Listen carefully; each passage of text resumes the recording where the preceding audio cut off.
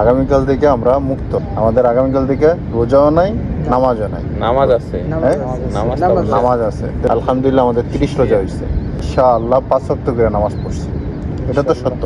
আমরা পড়ছি 30টা রোজাও থাকছি ইনশাআল্লাহ, 5 ওয়াক্ত করে নামাজও পড়ছি ইনশাআল্লাহ।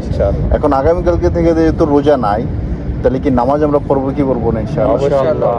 অন্তত রোজা যেহেতু নাই, কিন্তু 5 ওয়াক্ত নামাজ যেন আমাদের মাঝ থেকে না ছুটে। অন্তত যেভাবে থাকি না কেন, যে হালতে থাকি না কেন, ইনশাআল্লাহ আমি 5 ওয়াক্ত নামাজ আদায় করবো। এই নিয়ত করে যেন চলতে পারি, এই নিয়তটা যেন আমাদের মধ্যে থাকে এবং চেষ্টাটা যেন আমাদের মধ্যে থাকে।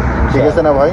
তাহলে ইনশাআল্লাহ আগামীকাল থেকেও আমরা যদিও রোজা নাই, কিন্তু 5 ওয়াক্ত নামাজ অবশ্যই পড়তে থাকবো কন্টিনিউ। ঠিক আছে না ভাই?